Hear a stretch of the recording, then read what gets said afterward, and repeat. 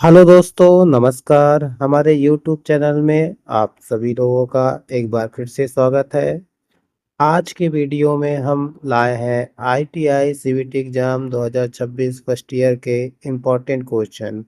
तो दोस्तों, आज का हमारा टॉपिक है बेसिक इलेक्ट्रिसिटी, अर्थात आज हम बेसिक इलेक्ट्रिसिटी के कुछ इम्पोर्टेंट क्वेश्चन करेंगे जो आईटीआई एग्ज़ाम के लिए इम्पोर्टेंट होंगे। तो दोस्तों, एमसीक्यू क्वेश्चन टाइप में पहला क्वेश्चन है हमारा, विद्युत धारा विद्युत धारा अर्थात इलेक्ट्रिक करंट की इकाई क्या होती है। पहला ऑप्शन है वोल्ट, दूसरा ऑप्शन है एम्पियर, तीसरा ऑप्शन है ओम और चौथा ऑप्शन है वाट। तो दोस्तों, इसका जो सही आंसर है वो है आपका एम्पियर। चलिए दोस्तों, हम इनको एक एक अलग अलग से देखते हैं। सबसे पहले बात करते हैं हम करंट की, विद्युत धारा के बारे में। करंट जो होता है उसको हम आई से प्रदर्शित करते हैं और आई इक्वल टू होता है डी क्यू अपान डी टी, अर्थात आवेश परिवर्तन की दर को करंट कहा जाता है या रेट चेंज ऑफ चार्ज को करंट कहा जाता है, जो होता है आई बराबर डी क्यू अपान डी टी। जहाँ पे इसकी यदि यूनिट की बात करें तो चार्ज अर्थात क्यू की यूनिट होती है कूलाम और टी की यूनिट अर्थात टाइम की यूनिट होती है सेकेंड। तो ये हो जाएगा कूलाम पर सेकेंड, जिसको हम बोलते हैं एम्पियर। क्या बोलते हैं दोस्तों? एम्पियर। अर्थात यदि हम इलेक्ट्रिक करंट के की यूनिट की बात करें तो इसकी यूनिट होती है एम्पियर दोस्तों। ठीक है दोस्तों, उसके बाद हम इसी में बात करते हैं वोल्ट की। वोल्ट जो होती है वोल्ट जो होती है वह वोल्ट जो होती है वोल्टेज की यूनिट होती है और वोल्टेज इलेक्ट्रिकल सर्किट में करंट फ्लो करवाने का कार्य करता है। यदि वोल्टेज सप्लाई है तो करंट फ्लो होगा, इलेक्ट्रिकल सर्किट में करंट फ्लो होगा, और यदि वोल्टेज सप्लाई नहीं होगी तो करंट की सप्लाई नहीं होगी। जैसे हम यहाँ पे भी वोल्टेज सप्लाई देते हैं तो इस कंडक्टर में आपका करंट कितना फ्लो होता है? आपका आई फ्लो होता है। तो वोल्टेज की यूनिट क्या होती है? वोल्ट होती है। उसके बाद दोस्तों, हम बात करते हैं रजिस्टेंस का। रजिस्टेंस अर्थात प्रतिरोध। रजिस्टेंस को हम आर से प्रदर्शित करते हैं और आर की यूनिट होती है क्या दोस्तों? ओम। क्या होती है? ओम होती है। तो रजिस्टेंस की यूनिट हो जाएगी ओम। वाट जो होता है, वाट होता है पावर की यूनिट अर्थात शक्ति की यूनिट, और पावर को हम पी से प्रदर्शित करते हैं। किससे प्रदर्शित करते हैं दोस्तों? पी से। और पी का जो फार्मूला होता है क्या होता है आपका? वोल्टेज इंटू करेंट, अर्थात पी बराबर वी इंटू आई। तो दोस्तों, यहाँ पे ऑप्शन में वोल्ट वोल्टेज की यूनिट होगी, ओम रेजिस्टेंस की यूनिट होगी और वाट पावर की यूनिट होगी। तो करंट की यूनिट जो होगी वो क्या होगी दोस्तों? एम्पियर होगी। तो हमारा जो सही आंसर होगा वो होगा आपका एम्पियर। ठीक है दोस्तों, इसके बाद हम नेक्स्ट क्वेश्चन में चलते हैं। हमारा नेक्स्ट क्वेश्चन है दूसरे नंबर का, वह है ओम का नियम किसके बीच संबंध दर्शाता है। ओम का नियम किसके बीच संबंध बताता है। पहला ऑप्शन है आपका वी आई और आर, दूसरा ऑप्शन है वी और पी, तीसरा ऑप्शन है आई और पी, और चौथा ऑप्शन है एफ और एम। तो दोस्तों, जो हमारा ओम का नियम होता है, ओम का जो स्टेटमेंट होता है उसमें यह बोला गया है ओम के नियम के अनुसार कि किसी भी चालक पर यदि भौतिक परिवर्तन नियत रहे अर्थात चेंज ना हो, परिवर्तन ना हो, तो उस चालक में फ्लो होने वाला करंट दिए गए वोल्टेज सप्लाई के बराबर होगा। अर्थात मान लीजिए आपका एक चालक है जिसका नाम ए और बी है, इसमें हमने वोल्टेज सप्लाई भी दिया है जिसके कारण इस कंडक्टर में या एक चालक में करंट आई फ्लो होता है। तो जो आई होगा वो V के समानुपाती होगा, मतलब V इज प्रोपोर्शनल क्या हो जाएगा यहाँ पे I। मतलब यदि हम वोल्टेज की वैल्यू बढ़ाएंगे तो करंट की वैल्यू भी क्या होगी, बढ़ेगी। अब यदि हम इस प्रोपोर्शनल को हटाते हैं तो यहाँ पे क्या आ जाएगा दोस्तों, V इक्वल टू एक कांस्टेंट आ जाएगा जिसको हम क्या बोलते हैं, रेजिस्टेंस R बोलते हैं। तो यहाँ पे R क्या होगा, आपका प्रतिरोध होगा। V बराबर R इंटू आई हो जाएगा। ठीक है, और यहाँ से इसको और हम आई की मान निकालेंगे तो इस आई की वैल्यू हो जाएगी, आई इक्वल टू हो जाएगा V अपान आर। तो हम यहाँ पे देख रहे हैं दोस्तों कि ओम्स के नियम के अनुसार V हो गया आपका वोल्टेज, R हो गया रेजिस्टेंस और I हो गया आपका करंट। मतलब इन तीनों के बीच में यह संबंध दर्शाता है, करंट, वोल्टेज और रेजिस्टेंस। तो हमारा जो सही आंसर होगा दोस्तों वो हो जाएगा आपका ए नंबर, V, I और R। ठीक है दोस्तों, उसके बाद हम नेक्स्ट क्वेश्चन में चलते हैं। हमारा जो नेक्स्ट क्वेश्चन है तीसरे नंबर का, वह है यदि किसी परिपथ का प्रतिरोध बढ़ा दिया जाए और वोल्टेज समान रहे तो धारा पर क्या प्रभाव पड़ेगा। पहला ऑप्शन है बढ़ेगी, दूसरा ऑप्शन है घटेगी, तीसरा ऑप्शन है समान रहेगी और चौथा ऑप्शन है शून्य हो जाएगी। तो दोस्तों इसको जो सही आंसर होगा वो इस प्रकार से समझेंगे हम इसको। ओम्स लॉ के द्वारा क्या होता है, अभी दोस्तों हमने देखा आई इक्वल टू क्या होता है, V upon R. I equal to क्या होता है दोस्तों, V बटे आर होता है, मतलब V अपान आर मतलब वोल्टेज बटे रेजिस्टेंस। तो दोस्तों यदि हम यहाँ पे रेजिस्टेंस का मान बढ़ाएंगे तो करंट का मान क्या होगा दोस्तों, घटेगा। रेजिस्टेंस का मान बढ़ाएंगे तो करंट का मान क्या होगा, घटेगा। इसका आंसर जो होगा, सही आंसर क्या होगा दोस्तों, बी नंबर। चलिए इसको हम एग्जाम्पल के तौर पर समझते हैं।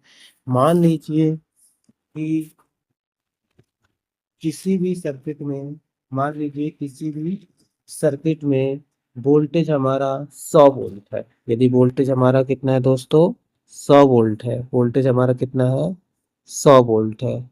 और इसमें रेजिस्टेंस कितना है, मान लेते हैं 20 ओम। कितना है, 20 ओम। तब दोस्तों इसका करंट निकालेंगे तो करंट क्या हो जाएगा, I equal to V upon R से 100 बटे कितना हो जाएगा, ये आपका 100 बटे हो जाएगा 20। मतलब जो हमारा करंट निकलेगा वो कितना निकलेगा दोस्तों, 5 एम्पियर। कितना निकलेगा, 5 एम्पियर। तो यदि यहाँ पे वोल्टेज 100 है और रजिस्टेंस कितना है, 20 है, तो करंट कितना आ रहा है दोस्तों, 5 एम्पियर आ रहा है। अब मान लेते हैं हमने रजिस्टेंस को बढ़ाकर कितना कर दिया है, 25 ओम। जब हमने, आपका वोल्टेज क्या रहेगा, कांस्टेंट रहेगा, वोल्टेज आपका 100 वोल्ट रहेगा और रजिस्टेंस हमने कर दिया कितना, 20 से 25 कर दिया, 25 ओम कर दिया। तो दोस्तों यहाँ पे यदि करंट निकालेंगे V अपान आर से तो यहाँ पे I बराबर क्या हो जाएगा, 100 और बटे में कितना हो जाएगा, 25। तब यहाँ पे करंट कितना हो जाएगा आपका दोस्तों, 4 एम्पियर हो जाएगा। तो पहले कंडीशन में देखे थे कि रेजिस्टेंस 20 ओम होने पर जो करंट आ रहा था वो 5 एम्पियर आ रहा था, और दूसरे केस में हमने रेजिस्टेंस को 20 ओम से बढ़ के 25 ओम कर दिया तो करंट हमारा 4 एम्पियर हो गया, अर्थात करंट क्या हो गया, आपका घट गया। तो यदि प्रति वोल्टेज यदि आपका समान रहेगा और प्रतिरोध यदि बढ़ाएंगे तो करंट क्या होगी, हमारी घटेगी दोस्तों। तो हमारा जो सही आंसर होगा वो होगा आपका बी नंबर दोस्तों। इसके बाद हम नेक्स्ट क्वेश्चन की ओर चलते हैं। हमारा जो नेक्स्ट क्वेश्चन है वह है बैटरी डीसी सप्लाई देती है क्योंकि उसमें धारा का प्रभाव होता है। पहला ऑप्शन है दोनों दिशाओं में, दूसरा ऑप्शन है बदलती दिशा में, तीसरा ऑप्शन है केवल एक दिशा में और चौथा ऑप्शन है अनियमित दिशा में। तो दोस्तों हम जानते हैं पहले बैटरी के बारे में। देखो दोस्तों, बैटरी जब कंपनियों में बनाया जाता है तो जब वो बात, यह एक इलेक्ट्रोलाइसिस प्रोसेस के द्वारा बनाया जाता है दोस्तों। इलेक्ट्रोलाइसिस प्रोसेस में क्या होता है कि इसमें इलेक्ट्रोलाइसिस मतलब इलेक्ट्रोलाइट अर्थात विद्युत अपघटक का यूज किया जाता है। जैसे आपका CuSO4 हो गया, H2SO4 हो गया, और उस पर दो रॉड डुबोया जाता है, दो रॉड को डुबा देते हैं। एक रॉड हमारा एनोड की तरह काम करेगा, मतलब पॉजिटिव हो जाएगा, और दूसरा रॉड हमारा कैथोड की तरफ का काम करेगा, मतलब नेगेटिव हो जाएगा। और यदि हम जब इसे बैटरी का यूज करते हैं लोड के लिए, तो इस प्रकार से जब लोड से कनेक्ट करते हैं तो हमेशा करंट जो होता है वो एनोड से निकलकर कैथोड की तरफ जाता है, अर्थात ये कैथोड की तरफ जाएगा, एनोड से कैथोड की तरफ जाएगा। मतलब यहाँ पे हम देख रहे हैं कि जो बैटरी में जब लोड कनेक्ट करते हैं तो करंट की दिशा हमेशा एक ही दिशा में होती है, अर्थात यहाँ पे एनोड हमेशा एनोड ही में ही रहेगा और कैथोड हमेशा कैथोड ही रहेगा, ये इंटरचेंज नहीं होंगे, जिसके कारण करंट की दिशा भी क्या होगी, हमेशा एनोड से कैथोड की तरफ, मतलब एक ही दिशा में फ्लो होगी दोस्तों, है ना। तो इसमें धारा का प्रभाव जो होगा वह केवल एक ही दिशा में होता है। तो हमारा जो सही आंसर होगा वो होगा सी नंबर। लेकिन एसी सप्लाई क्या होती है दोस्तों, एसी सप्लाई होती है आपका अल्टरनेटिंग सप्लाई होती है। उसमें करंट और वोल्टेज का मान क्या होता रहता है, परिवर्तित होता रहता है, क्योंकि इसका जो जनरेशन होता है वो आपका अल्टरनेटर के द्वारा होता है, रोटेशनल के कारण होता है, जिससे करंट और वोल्टेज की वैल्यू बार बार कम ज़्यादा होती रहती है। तो इसमें आपका जो सही आंसर होगा कि बैटरी डीसी सप्लाई देती है, क्योंकि इसमें करंट प्रवाह होता है क्या, केवल एक ही दिशा में होता है। ओके दोस्तों, चलिए दोस्तों हम नेक्स्ट क्वेश्चन की तरफ चलते हैं। हमारा जो नेक्स्ट क्वेश्चन है 5वें नंबर का, वो न्यूमेरिकल क्वेश्चन है, जिसमें क्या दिया है देखो। यदि वोल्टेज V बराबर कितना दिया है, 220 वोल्ट, और करंट दिया I बराबर 5 एम्पियर, तो शक्ति कितनी होगी। पहला ऑप्शन है आपका 110 वाट, दूसरा ऑप्शन है 220 वाट, तीसरा ऑप्शन है 550 वाट, और लास्ट अंतिम ऑप्शन है आपका 1100 वाट। तो दोस्तों इसके पहले मैंने पावर का फार्मूला ही बताया है। पावर का फार्मूला जो होता है, पावर बराबर होता है P equal to V into I, अर्थात वोल्टेज गुणे करेंट।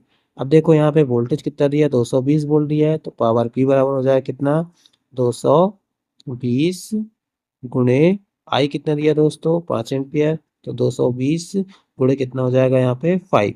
अब जब 220 गुणे 5 करेंगे तो इसका आंसर कितना हो जाएगा यहाँ पे दोस्तों, 1100, मतलब पावर की वैल्यू जो होगी वो हो जाएगी आपकी 1100 वाट दोस्तों। तो इस प्रकार से इसका जो सही आंसर होगा वो होगा आपका डी नंबर। ओके दोस्तों, तो आपको ये समझ में आया होगा दोस्तों। इसके बाद हम नेक्स्ट क्वेश्चन की तरफ चलते हैं। तो नया क्वेश्चन जो है वो आपका इलेक्ट्रॉन का आवेश होता है। इलेक्ट्रॉन का आवेश होता है, पहला ऑप्शन है धनात्मक, दूसरा ऑप्शन है ऋणात्मक, तीसरा ऑप्शन है उदासीन, और चौथा ऑप्शन है परिवर्तनीय। तो दोस्तों हम जानते हैं कोई भी कंडक्टर या मेटल होता है वो एक प्रकार से अणु से मिलके बनता है। किससे मिलके बनता है, अणु से, ठीक है। और जो अणु होता है वो परमाणुओं से मिलके बनता है। तो हम एक परमाणु की यदि बात करें, ठीक है दोस्तों, यदि हम एक परमाणु की यदि हम बात करें तो यहाँ पे एक्चुअली में क्या हो जाएगा, मान लीजिए आपके पास एक यहाँ पे, मान लीजिए यहाँ पे हमारे पास क्या है, एक परमाणु है। इस परमाणु में, प्रत्येक परमाणु में क्या होता है, एक नाभिक होता है, और नाभिक के जो अंदर आता है आपका एक प्रोटॉन होता है जो पॉजिटिव चार्ज में होता है, और एक न्यूट्रॉन होता है जो उदासीन, अर्थात कोई भी चार्ज नहीं होता है। लेकिन इस परमाणु के बाहर आपका बाहरी कक्षाओं में, जैसे ऑर्बिट बोला जाता है, उसमें क्या होता है, इलेक्ट्रॉन मूव करते हैं। और जो इलेक्ट्रॉन होते हैं वो क्या होते हैं दोस्तों, नेगेटिव चार्ज वो होते हैं। किसमें होते हैं, नेगेटिव चार्ज। तो यहाँ पे पूछा गया है इलेक्ट्रॉन का आवेश होता है, कौन सा होगा यहाँ पे, ऋणात्मक, अर्थात नेगेटिव चार्ज होगा। तो जो सही आंसर होगा वो आपका बी नंबर का आंसर सही होगा। उसके बाद हम अगले क्वेश्चन की तरफ चलते हैं। किसी चालक का प्रतिरोध दुगुना करने के लिए उसकी लंबाई को दुगुना और क्षेत्रफल को आधा कर दिया जाए तो नया प्रतिरोध क्या होगा। बहुत अच्छा क्वेश्चन है। पहला ऑप्शन है आर, दूसरा ऑप्शन है आपका 2R, तीसरा ऑप्शन है आपका 4R, और चौथा ऑप्शन है आपका 8R। तो दोस्तों इस क्वेश्चन को हम इस प्रकार से समझते हैं। मान लेते हैं प्रारंभिक रेजिस्टेंस कितना है आपका, R1 कितना है, मान लेते हैं प्रारंभिक रेजिस्टेंस कितना है यहाँ पे, R1 है। तो रेजिस्टेंस के नियम से हम जानते हैं R इक्वल टू कितना होता है, R इक्वल टू होता है रो एल अपान ए होता है। क्या होता है दोस्तों, रो एल अपान ए होता है। तो यहाँ पे हम R1 की बात कर रहे हैं, मतलब प्रारंभिक रेजिस्टेंस की बात कर रहे हैं। तो रो यहाँ पे क्या होती है, रेजिस्टिविटी होती है, एल क्या होती है, लंबाई, और ए क्या होता है, एरिया। तो पहले रेजिस्टेंस, जो पहले कंडक्टर का जो लंबाई है वो मान लीजिए L1 है, और दूसरे कंडक्टर का जो सॉरी, पहले कंडक्टर का जो लंबाई है वो L1, और जो एरिया है वो कितना है, A1 है। तो यहाँ पे फार्मूला क्या हो जाएगा, R equal to rho L1 upon A1। तो ये पहला रेजिस्टेंस हो गया। उसी प्रकार हम दूसरे रेजिस्टेंस की बात करते हैं। तो दूसरा रेजिस्टेंस हमारे पास मिलेगा कैसे, यदि हम लंबाई को दुगना कर दें। लंबाई को दुगना दुगना कर दें मतलब जो हमारा कंडक्टर का दूसरी लंबाई हो जाएगी, क्या हो जाएगा आपका, L2 बराबर कितना हो जाएगा आपका, तो ये हो जाएगा 2L1 हो जाएगा। और एरिया को आधा कर लिया जाए, क्षेत्रफल को आधा कर दिया है, तो A2 बराबर कितना हो जाएगा दोस्तों, A2 बराबर हो जाएगा, ये हो जाएगा A1 अपान 2 हो जाएगा, आधा करने के लिए बोला है। तो इन दोनों वैल्यू को हम नया रेजिस्टेंस निकालने के लिए अप्लाई करते हैं। तो जो हमारा रेजिस्टेंस नया होगा उसको मान लेते हैं R2। तो यहाँ पे R2 बराबर कितना हो जाएगा, यहाँ पे जो R2 होगा वो हो जाएगा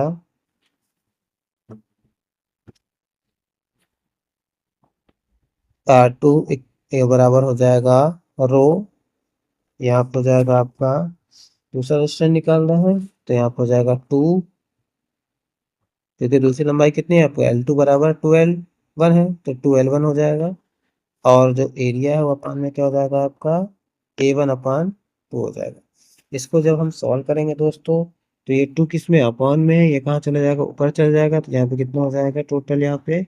इस प्रकार से R2 इक्वल टू कितना हो जाएगा दोस्तों, R2 इक्वल टू हमारा हो जाएगा, R2 इक्वल टू हो जाएगा रो, तो आपका वही रहेगा सेम। यहाँ पे आपका जो नीचे 2 था वो ऊपर हो जाएगा, तो यहाँ पे 2L1 इंटू 2 आ जाएगा, इंटू में अपान हो जाएगा यहाँ पे A1। 2 इंटू 2 कितना हो जाएगा, 4 हो जाएगा दोस्तों। तो यहाँ पे कितना लिखेंगे, यहाँ पे 4 रो, और यहाँ पे L1 अपान हो जाएगा A1। तो देखो हम देख रहे हैं दोस्तों, यहाँ पे ये जो वैल्यू है, इतनी जो वैल्यू है वो किसकी वैल्यू है, R1 की वैल्यू है। तो यहाँ पे R2 बराबर हम डायरेक्ट क्या ले सकते हैं, R2 इक्वल टू हो जाएगा 4, ये वाला 4 हो जाएगा, ये वाला, तो ये 4 हो गया। और यहाँ पे हो जाएगा इतनी वैल्यू किसकी है, R1 की, तो ये हो जाएगा आपका R1। तो यहाँ पे क्या हो रहा है, जो R2 वैल्यू है वो 4 गुना किसके हैं, R1 का। मतलब जो हमारा नया रेजिस्टेंस होगा कितना हो जाएगा, 4 गुना। तो आंसर इसका जो होगा क्या हो जाएगा आपका, C नंबर हो जाएगा दोस्तों। उसके बाद हम चलते हैं नए क्वेश्चन की तरफ। नया क्वेश्चन है हमारा, यदि किसी चालक का तापमान बढ़ता है तो उसका प्रतिरोध क्या हो। पहला ऑप्शन है घटता है, दूसरा ऑप्शन है बढ़ता है, तीसरा ऑप्शन है शून्य हो जाता है, और चौथा ऑप्शन अपरिवर्तित। तो दोस्तों हम यहाँ पे टेम्परेचर की बात करते हैं, मेटल में टेम्परेचर का क्या इफेक्ट होता है। तो ये दो प्रकार का होता है, कॉपी टेम्परेचर कोफिशिएंट जो होता है वो क्या होता है, दो प्रकार का। एक जो होता है हमारा वो होता है आपका PTC, मतलब पॉजिटिव टेम्परेचर कोफिशिएंट, और दूसरा होता है आपका NT NTC, मतलब नेगेटिव टेम्परेचर कोफिशिएंट। ठीक है दोस्तों, अब देखते हैं हम यहाँ पे positive temperature coefficient. Positive temperature coefficient का मतलब है यदि किसी भी मेटल या कंडक्टर का टेम्परेचर बढ़ाएंगे तो उसका रेजिस्टेंस भी क्या होगा आपका, बढ़ेगा। जैसे लाइक दैट कंडक्टर में कॉपर, कॉपर मटेरियल में यदि टेम्परेचर को बढ़ाते हैं तो रेजिस्टेंस का मान भी क्या होगा आपका, बढ़ेगा। क्या होगा, बढ़ेगा। ठीक है दोस्तों, तो इस प्रकार से इसका जो सही आंसर होगा क्या होगा, किसी भी चालक का तापमान बढ़ता है तो उसका प्रतिरोध क्या होगा आपका, बढ़ेगा। आंसर बी होगा। और इसी प्रकार से एनटीसी की बात करते हैं, तो एनटीसी क्या होता है आपका, नेगेटिव टेम्परेचर कोफिशिएंट। और इसका मतलब क्या हो जाएगा कि यदि हम टेम्परेचर को बढ़ाएंगे तो जो आपका रेजिस्टेंस है वो क्या हो जाएगा आपका, घटेगा। जैसे सेमीकंडक्टर मटेरियल और इंसुलेटर मटेरियल, सेमीकंडक्टर मटेरियल और इंसुलेशन मटेरियल में यदि टेम्परेचर बढ़ाते हैं तो रेजिस्टेंस का मान क्या होगा आपका, घटेगा। ओके दोस्तों, तो ये चीज़ आपको समझ में आया होगा। उसके बाद हम चलते हैं 9वें नंबर क्वेश्चन में। तो 9वें नंबर का क्वेश्चन है हमारा, 220 वोल्ट सप्लाई पर 1100 वाट लोड जुड़ा है, धारा कितनी होगी। पहला ऑप्शन है 2 एम्पियर, दूसरा ऑप्शन है 5 एम्पियर, तीसरा ऑप्शन है 10 एम्पियर और चौथा ऑप्शन है आपका 20 एम्पियर। तो दोस्तों इसमें हम लगाएंगे क्या, वोल्टेज दिया हुआ है हमारा V बराबर कितना दिया है 220 वोल्ट दिया हुआ है। उसके बाद पावर कितना दिया है आपका 1100 वाट दिया हुआ है। ठीक है दोस्तों, ये चीज़ दिया हुआ है। अब हमको यहाँ पे क्या निकालना है, करंट। तो वही फार्मूला लगाएंगे जो हमने बताया था, क्या होता है P बराबर कितना होता है V इंटू आई। तो यहाँ से हम आई की वैल्यू निकालेंगे तो क्या हो जाएगा आपका, आई की वैल्यू हो जाएगी P अपान V हो जाएगी दोस्तों, हो जाएगी नहीं, P अपान V हो जाएगी। मतलब आपका P कितना है 1100 है। तो 1100 बटे कितना हो जाएगा दोस्तों, ये आपका वोल्टेज कितना दिया है 200 दिया हुआ है। ठीक है, कितना दिया है 200। तो जब हम इसको सॉल्व करेंगे तो आपका 220 दिया है, सॉरी कितना दिया है 220। 220 दिया है, जब इसको हम सॉल्व करेंगे तो ये कैंसिल और ये कैंसिल, और ये क्या हो जाएगा 110/22। जब 110/22 को सॉल्व करेंगे तो हमारा जो आंसर होगा वो कितना हो जाएगा 5 एम्पियर। कितना हो जाएगा 5 एम्पियर। हमारा जो सही आंसर होगा वो होगा बी नंबर। मतलब यहाँ पे करंट निकालना था जो होगा 5 एम्पियर। ठीक है दोस्तों, उसके बाद नेक्स्ट क्वेश्चन की तरफ चलते हैं। नेक्स्ट क्वेश्चन है हमारा 10वें नंबर का, कन्वेंशनल करंट की दिशा क्या मानी जाती है। पहला ऑप्शन है आपका इलेक्ट्रॉन फ्लो के समान, दूसरा ऑप्शन है धनात्मक से ऋणात्मक, तीसरा ऑप्शन है ऋणात्मक से धनात्मक और चौथा ऑप्शन है इनमें से। तो चलिए दोस्तों इसको हम समझते हैं। देखो दोस्तों, यहाँ पे मान लीजिए आपको क्या है, ये कंडक्टर है और इस कंडक्टर में हमने यहाँ पे वोल्टेज सप्लाई दे दिया। जो डीसी वोल्टेज सप्लाई कितना है यहाँ पे, ये है आपका प्लस टर्मिनल और ये है negative terminal, V voltage supply दे दिया। और जिसमें आपका करंट कितना फ्लो हो रहा है आपका I। ठीक है दोस्तों, तो हमेशा जो करंट कन्वेंशनल की दिशा होती है वो क्या होती है, पॉजिटिव से नेगेटिव, मतलब इस दिशा में होगी। लेकिन जो इलेक्ट्रॉन की दिशा होती है वो नेगेटिव से पॉजिटिव होती है। तो हमसे क्या पूछा गया है, कन्वेंशनल करंट की दिशा क्या मानी जाती है। तो कन्वेंशनल करंट की दिशा जो मानी जाती है वो पॉजिटिव से नेगेटिव की तरफ मानी जाती है। तो इसका जो सही आंसर होगा वो होगा धनात्मक से ऋणात्मक की तरफ। तो आंसर सही है आपका बी नंबर। ओके दोस्तों, उसके बाद हमारा नेक्स्ट 11वें नंबर का क्वेश्चन है, निम्न में से किस पदार्थ का प्रतिरोध सबसे कम होगा। पहला ऑप्शन है तांबा, दूसरा ऑप्शन है एल्युमिनियम, तीसरा ऑप्शन है चांदी और चौथा ऑप्शन है आपका लोहा। तो दोस्तों यहाँ पे कॉपर, एल्युमिनियम और चांदी ये क्या होते हैं, मोस्ट कंडक्टिविटी मटेरियल होते हैं इलेक्ट्रिसिटी के। लेकिन जो लोहा होता है वो भी कंडक्टर होता है लेकिन कम होता है।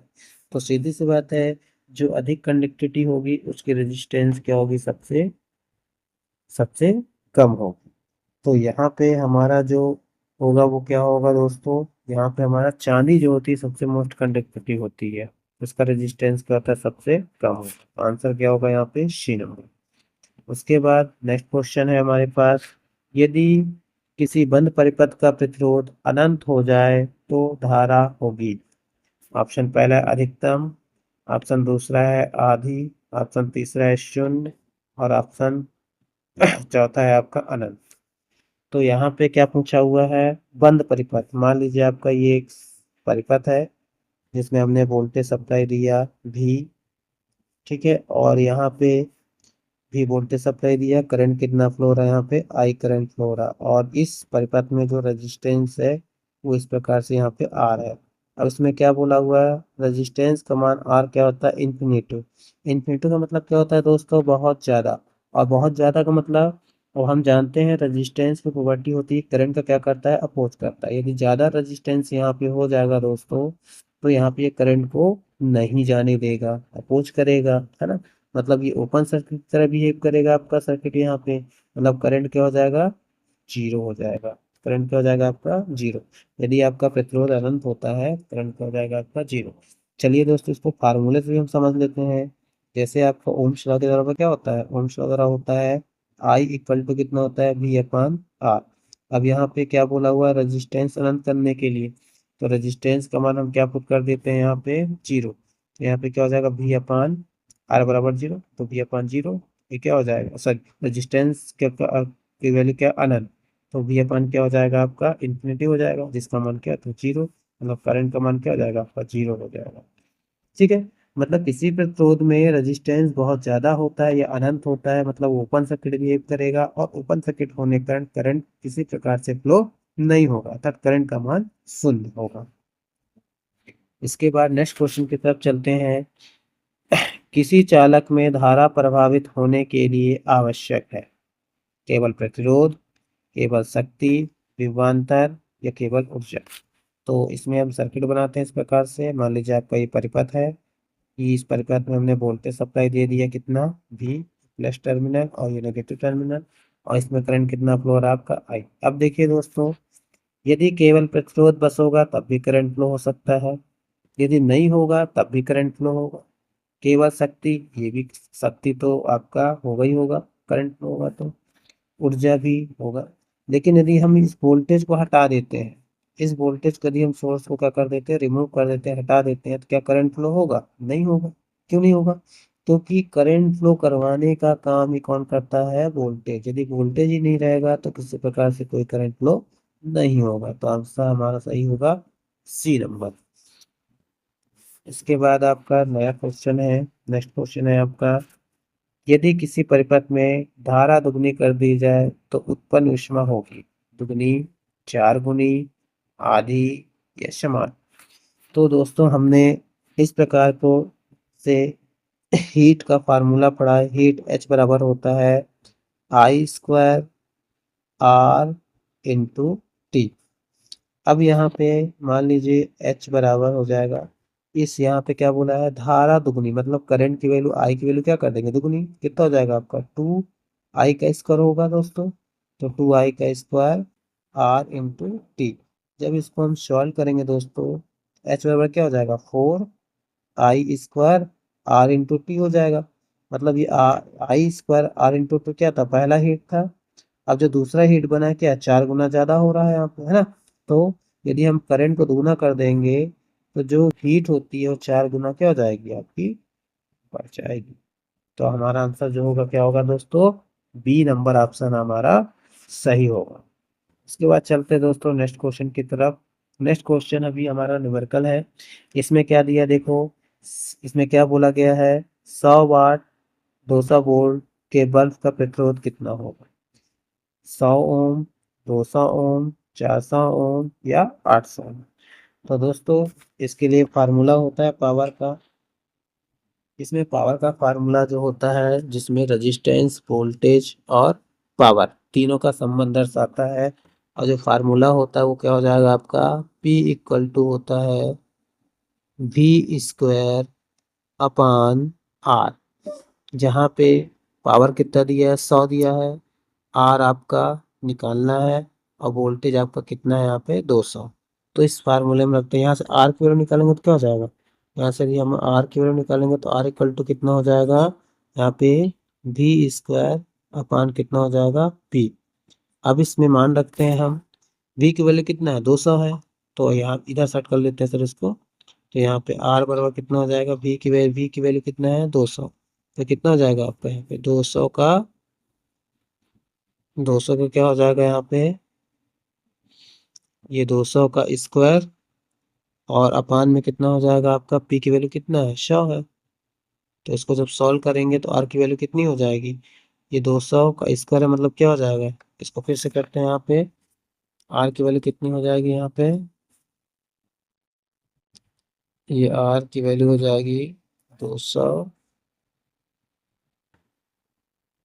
का स्क्वायर अपान R कितना है, 100, सॉरी P कितना है आपका, 100। तो यहाँ पे सॉल्व करेंगे इसको, तो R इक्वल टू कितना हो जाएगा, 200 इंटू 200 होगा, 200 इंटू 200 अपान 100। तो यहाँ से आपका ये कटा, ये कटा, हमारा जो आंसर होगा क्या हो जाएगा, 200 गुणे 2, तो लगभग आपको कितना हो जाएगा यहाँ पे, 400 ओम कितना होगा, 400। मतलब यदि यहाँ पे 100 वाट है और 200 वोल्ट के बल्ब का प्रतिरोध हमारा कितना हो जाएगा यहाँ पे, 400। तो आंसर हमारा हो जाएगा आपका यहाँ पे सी नंबर आंसर हमारा सही होगा दोस्तों। चलिए दोस्तों, ये समझ में आया होगा। उसके बाद हम नए क्वेश्चन की तरफ चलते हैं। हमारा जो नया क्वेश्चन है वो है आपका, विद्युत धारा का चुंबकीय प्रभाव किसने खोजा था। पहला ऑप्शन है ऑस्टेड, दूसरा ऑप्शन है फैराडे, तीसरा ऑप्शन न्यूटन और चौथा ऑप्शन आपका मैक्सवेल। देखो दोस्तों, यदि आपका ये कंडक्टर है और इसमें आपका करंट फ्लो हो रहा है, तो इस कंडक्टर के अबाउट या इस कंडक्टर के आसपास एक मैग्नेटिक फील्ड उत्पन्न होता है। और यह खोज किया था किसने? ऑस्टेड ने। किसने खोज किया था? ऑस्टेड ने दोस्तों। ठीक है, तो आंसर इसका क्या हो जाएगा? ए नंबर। इसके बाद हमारे पास नया क्वेश्चन है, यदि किसी परिपथ का प्रतिरोध शून्य हो जाए तो धारा क्या होगा? पहला ऑप्शन है शून्य होगा, दूसरा ऑप्शन है बहुत अधिक होगी, तीसरा ऑप्शन है आधी होगी और चौथा ऑप्शन है आपका स्थिर। क्या पूछा दोस्तों? मान लीजिए हमारे पास ये परिपथ है, इसमें हमने वोल्टेज सप्लाई दिया V, जिससे इसमें करंट कितना फ्लो हो रहा है? यहाँ पे I करंट फ्लो हो रहा है। अब देखिए दोस्तों, इसमें I करंट फ्लो हो रहा है। अब मान लीजिए इसका रेजिस्टेंस R है और जिसका मान क्या कर दे रहे हैं यहाँ पे क्वेश्चन के अनुसार 0। यदि इस रेजिस्टेंस का मान R हो जाएगा, रेजिस्टेंस का मान 0 हो जाएगा, तो इस कंडक्टर में फ्लो होने वाले करंट के मान में कोई रुकावट नहीं डालेगा और करंट क्या होगा? बहुत तेजी से फ्लो होगा। और करंट बहुत तेजी से फ्लो होगा मतलब ये शॉर्ट सर्किट बिहेव करेगा और करंट का मान बहुत ज़्यादा हो जाएगा। ठीक है दोस्तों, करंट का मान क्या हो जाएगा? बहुत अधिक हो जाएगा। तो आंसर क्या होगा आपका इसका? बी। इसको हम अब दूसरे तरीके से भी समझते हैं, फार्मूले के तरीके से। मान लीजिए आपका ओम्स लॉ क्या होता है? ओम्स लॉ होता है I equal to V upon R. और यहाँ पे क्या बोला? रेजिस्टेंस को जीरो करने के लिए, मतलब वी अपान क्या हो जाएगा? जीरो। तो वी अपान जीरो करेगा तो आई बराबर कितना हो जाएगा? वी अपान जीरो है मतलब बटे के नीचे जीरो मतलब इन्फिनिट, मतलब करंट बहुत ज्यादा हो जाएगा दोस्तों। ठीक है, तो आंसर क्या होगा इसका? B number. उसके बाद दोस्तों हम चलते हैं नेक्स्ट क्वेश्चन की तरफ। हमारा नेक्स्ट क्वेश्चन है 220 वोल्ट सप्लाई पर 2 एम्पियर धारा लेने वाले उपकरण की पावर क्या होगी? ठीक है दोस्तों, तो इसमें पावर का फार्मूला लगा आता है। पावर का फार्मूला क्या आता है? P बराबर V इंटू आई। तो यहाँ पे V कितना दिया है? V आपका 220 दिया हुआ है और करंट कितना दिया दोस्तों? 2 एम्पियर। तो कितना जाएगा दोस्तों? इसको सॉल्व करेंगे तो 220 गुणे 2 कितना जाएगा आपका? 440। किस में आएगा दोस्तों? वाट में आएगा क्योंकि पावर है ये। तो यहाँ पे आंसर जो होगा क्या हो जाएगा आपका? सी नंबर आंसर आपका सही होगा। चलिए दोस्तों, नेक्स्ट क्वेश्चन है, यदि दो समान प्रतिरोध सीरीज में जोड़ दिए जाएं तो कुल प्रतिरोध होगा R/2, R, 2R और यहाँ पे 4R। क्वेश्चन के अनुसार देखते हैं, ये मान लीजिए सर्किट है जिसमें एक रेजिस्टेंस है R1 और दूसरा रेजिस्टेंस है R2। ये हो गया आपका R1 और ये हो गया आपका R2। ठीक है, अभी किस में है? आपके सीरीज में है। सीरीज मतलब करंट आपका दोनों में क्या होगा? सेम होगा। और हम जानते हैं फार्मूले से कि सीरीज में यदि दो प्रतिरोधक आपस में क्या हो जाएगा? जुड़ जाएगा।